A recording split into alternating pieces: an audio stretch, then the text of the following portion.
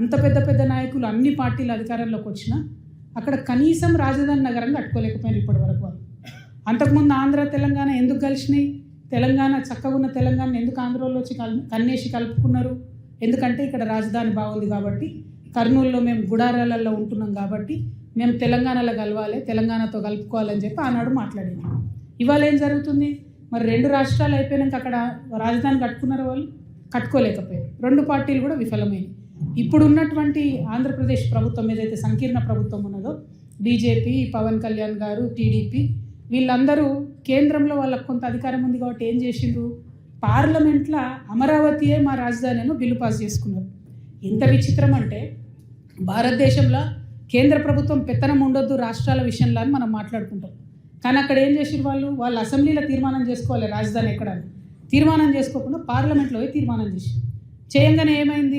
Opposite ఉన్నటువంటి జగన్మోహన్ రెడ్డి గారు, మీరు ఈ తీర్మానం చేసిరు కరెక్టే, కానీ ఇందులో మావిగన్ అంటే మచిలీపట్నానికి, వైజాగ్కి, గుంటూరుకి అన్యాయం జరుగుతుంది కాబట్టి ఆ ప్రాంతాలను కూడా కలుపుకొని అక్కడ ప్రభుత్వ భూమి ఎక్కడుంది, మీరు అక్కడ రాజధాని చేయండి అని ఆయన పొలిటికల్ బాంబ్ వేసిండు వీళ్ళ మీద.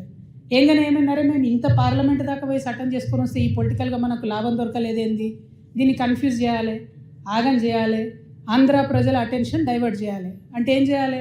తెలంగాణల మీద పడి ఏడవాలి. అప్పుడేమైతే ఆంధ్ర ప్రజలు మొత్తుకుంటారు, అరే వీళ్ళేంద్ర తెలంగాణ అది ఇదని. సో ఈ అటెన్షన్ డైవర్షన్లు ఏం చేసిండ్రు? ఒకటేమో ఇప్పుడు ఏదైతే capital area development agency authority అని పెట్టుకున్నారో ఆ ఏరియాలో ఈ జగన్ అన్న చెప్పిన మావిగాన్ని కూడా ఇంక్లూడ్ చేసిరు, ఆ ఏరియాని కూడా. సో పొలిటికల్గా అట్లా బెనిఫిట్ చేసుకున్నారు. తర్వాత మహానాడు పెట్టిరు. మహానాడులో ఏం మొదలుపెట్టిరు? తెలంగాణ పదం డిక్షనరీని లేదని మన తెలంగాణతోనే అనిపించింది. ఇవి మెడకాయ మీద తలకాయ ఉన్నాడు, ఎవడని డిక్షనరీ లేదంటాడు తెలంగాణ పదం. ఏడున్నది తెలంగాణ? రాజ్యాంగం చెప్పింది, భారత రాజ్యాంగం చెప్పి రాష్ట్రం ఇచ్చింది. ఎవడి డిక్షనరీలో, ఆంధ్ర డిక్షనరీలో ఉందా లేదా మాకు అవసరం లేదు. తెలంగాణ ప్రజలు రక్తం మరిగించి ఆత్మాహుతులు చేసుకొని కొట్లాడితే రాజ్యాంగబద్ధంగా పార్లమెంట్లో పాస్ అయ్యి అలా రాజ్యాంగం ఇచ్చింది రాష్ట్రం, రాజ్యాంగం ఇచ్చింది తెలంగాణ. మీ డిక్షనరీలో ఉంటే ఎంత, లేకుంటే ఎంత, మీరు ఏం డిక్షనరీ చదువుతున్నారో మాకేం తెలుసు, మాకు అవసరం కూడా లేదు దాంతో. అదొక మాట అన్నారు. అయిపోయిందా? అయిపోయాక వెంటనే మంత్రి లోకేష్ గారు ఏమంటారు? మేము తెలంగాణలోకి విస్తరిస్తున్నాం అంటారు. అయ్యా లోకేష్ గారు, ముందు ఇప్పుడు వానాకాలం వస్తూ ఉన్నది. అయ్యా పవన్ కళ్యాణ్ గారు, మీరు రేపు పొద్దుగాలేంది తెలంగాణ నవనిర్మాణాన్ని పవన్ కళ్యాణ్ వచ్చి ఇక్కడ సభ పెడతాడు. నేనేమంటున్నా అంటే, ఈ లోకేష్ గారు, పవన్ కళ్యాణ్ గారు వాళ్ళది ఒకటే ప్రభుత్వం కదా, ఆంధ్ర ప్రభుత్వాన్ని నేను విజ్ఞప్తి చేస్తున్నా, వానాకాలం వస్తుంది, మీ సెక్రటేరియట్లో, మీ అమరావతిలో, మీ ముఖ్యమంత్రి గారి కుర్చీ కింద నీళ్ళు రాకుండా చూసుకోండి. ఫస్ట్ ప్రతి వానాకాలం అక్కడ క్యాపిటల్ మునుగుడే, ప్రతి వానాకాలం అక్కడ క్యాపిటల్ మునుగుడే. అంటే ఎంత అవమానం ఇది ఆంధ్ర ప్రజలకు చెప్పండి. నాయకులేమో వాళ్ళు ఇప్పటికీ కూడా ఆంధ్ర మంత్రులు వచ్చి హైదరాబాద్లో ఆపరేషన్లు చేయించుకొని పోతారు. 12 ఏళ్ళు అయింది, ఆడ కట్టుకోరాదనే హాస్పిటల్. మీ ప్రజలకు ఎట్లా? మరి మీరంటే కార్లు ఉన్నాయి, రయ్యరువే వచ్చిపోతారు. ప్రజలకు ఎట్లా? వాళ్ళు ఎక్కడికి పోవాలి? అయితే నెల్లూరులో ఉన్న వాళ్ళు చెన్నైకి పోవాలి, అక్కడ ఉన్న వాళ్ళు బెంగళూరు పోవాలి, అనంతపురం వాళ్ళు, లేకపోతే విజయవాడ దగ్గర ఉన్న వాళ్ళంతా హైదరాబాద్కి రావాలి. అంటే ఇప్పటికీ కూడా మీ ప్రజలకు హాస్పిటల్ కట్టరు, ఇప్పటికీ మీ ప్రజలకు కావాల్సిన వసతులు ఇయ్యరు. మీ రాజకీయ అవసరాల కోసం మాత్రం తెలంగాణ మీద పడేడుస్తారు. ఇది కరెక్ట్ కాదు. మేము గమనిస్తున్నాం. తెలంగాణ వాదులం రాజకీయంగా పరిణితి చెందినటువంటి వాళ్ళం.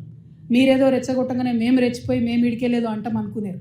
కానీ ఇక్కడ వాళ్ళ ఏజెంట్ ముఖ్యమంత్రి గారు ఉండడం వల్ల నష్టం ఏం జరుగుతుందంటే, రకరకాల విగ్రహాలు పెడుతున్నారు. నేను ముందే చెప్పిన, నేనైతే పాత నాయకులంతా మంచిదని కాదు. ఇట్లనే మీరు ఊకే చేసిండ్రంటే మేము ఖచ్చితంగా అధికారంలోకి వస్తాం. అన్ని విగ్రహాలు బిడ్డ పలగొట్ట ఆంధ్రాకి పార్సల్ చేస్తాం. నేనైతే అంత ఓపిక మంత్రాలని కాదు, అంత విశాల హృదయం లేదు నాకు. ఎందుకు ఈ మాట చెప్తా ఉన్నా అంటే, రావచ్చు పోవచ్చు, రొయ్యలు అమ్ముకోవచ్చు, రావచ్చు పోవచ్చు, షూటింగ్లు చేసుకోవచ్చు, రావచ్చు పోవచ్చు, సినిమాలు తీసుకోవచ్చు. వ్యాపారవేత్తలకైతే ఎర్ర చివాచి వేసి వెల్కమ్ చేస్తాం. ఎందుకంటే స్విట్జర్లాండ్ అని కాలు పట్టుకొని, యూకే అని కాలు పట్టుకొని, జపాన్ అని కాలు పట్టుకొని ఇడికి రాండయ్యా భూములు ఇస్తాం అంటున్నాడు. ఆంధ్రాలో శ్రీ సిటీ అని కట్టిండు ఆయన, ఎవరో రెడ్డి శేఖర్ రెడ్డి ఎవరు, ఆయన కూడా వెల్కమ్ చెప్తాం మనం. ఎందుకంటే నేను ఒక పేరు ఎందుకు చెప్తున్నా అంటే, సక్సెస్ఫుల్ మోడల్. అక్కడ 30 దేశాల నుంచి వచ్చి కంపెనీలు పెట్టుకురు ఆయన సిటీలో. ఇక్కడికి వచ్చిండు అనుకోండి, మన దగ్గర 60 దేశాలలో వచ్చి కంపెనీ పెడతారు. మాకు ప్రాబ్లం వాళ్ళతోని కాదు, ప్రాబ్లం వల్ల వీళ్ళు వచ్చి మళ్ళా ఆంధ్ర రాజకీయ నాయకులు వచ్చి సెక్రటేరియట్లో గంట తిప్పుతామంటేనే మాకు ప్రాబ్లం. అది రానియం. ఇక పవన్ కళ్యాణ్ గారు ఆయన మీద ప్రొఫెసర్ నాగేశ్వరరావు గారు ఒక మాట మాట్లాడారు. అట్లనే నిన్న మన పాశం యాదగిరి అన్న ఒక మాట మాట్లాడారు. మాట్లాడంగానే ఇక్కడ వాళ్ళ ఏజెంట్ ఉన్నాడు కాబట్టి ఆంధ్ర పోలీసు వాళ్ళు మా మేధావులు ఇంటికి వస్తారు. ఇట్లా చేస్తే మాత్రం ఊరుకోం, క్వశ్చనే లేదు. మాకు అన్ని రైట్స్ ఉన్నాయి, మేము అనుకున్నది మేము ఖచ్చితంగా చెప్తాం. రాజకీయంగా దమ్ముంటే దాన్ని ఎదుర్కోండి. మీ కాడ రాజధాని కట్టుకున్నాడు రాదు శాత కాదు, కానీ ఇడికొచ్చాట తెలంగాణ నవనిర్మాణం చేస్తాడు. మా పని మేము చేసుకుంటాం, మా నిర్మాణం మేము చేసుకుంటాం, మా కథలు మేము పడతాం. రాష్ట్రం విడిపోయింది, ప్రజలు విడిపోలే. మీరు ప్రజల మధ్యలో చిచ్చు పెట్టకండి. చిచ్చు పెడితే మాట్లాడేటోళ్ళు లేరు, ఊరుకుంటోళ్ళు లేరు అనుకుంటారేమో. ఇగో ఈ జెండా రాకముందు లెక్క వేరే, ఇప్పుడు లెక్క వేరే. టీఆర్ఎస్ 2.0 ఇక్కడ, టీఆర్ఎస్ 2.0 ఇక్కడ పెట్టుకుంటే మాత్రం మంచిగా ఉండదు. ఇదివరకు ఒకసారి పెట్టుకున్నారు, రాష్ట్రం వచ్చింది. ఈసారి మూతి పనులు రాలిపడతాయి. కాబట్టి మీరు మా ప్రజల్ని తక్కువ చేసి మాట్లాడడం, మా మేధావుల మీద చేయాలనుకోవడం, లేనిపోని సాంస్కృతిక పెత్తనం మా మీద రుద్దాలనుకోవడం, మీకు అక్కడ రాజధాని కట్టుకోవడం చేతగాక మీ పొలిటికల్ పంచాయతీలను తీసుకొచ్చి మా మీద రుద్దడం. ముందు మీ రాజధాని కట్టుకోండి. మా జిహెచ్ఎంసీ ఎన్నికలలో పోటీ చేసే విషయం మీరు మళ్ళీ ఆలోచిద్దాం. మా జిహెచ్ఎంసీలో ఇక్కడ సెటిల్ అయ్యి ఇక్కడ ఉన్నటువంటి ఆంధ్ర బిడ్డలు మా వాళ్ళు. గత 12 ఏళ్ళుగా వాళ్ళని మేము కడుపులో పెట్టుకొని కాపాడుకున్నాం. ఇంకా ఎన్ని ఏళ్ళైనా అట్లనే కాపాడుకుంటాం. తెలంగాణ వాళ్ళం ఎవరిని ఇబ్బంది పెట్టేటోళ్ళం కాదు. చుట్టపు చూపుగా వచ్చినా ఇంటికి వచ్చినా వాళ్ళని ఉన్నాం, వాళ్ళు మన దగ్గరే ఉన్నారు, మన దగ్గరే సెటిల్ అయిన వాళ్ళతో ఇబ్బంది లేదు. రాజకీయంగా పెత్తనం చేస్తాం,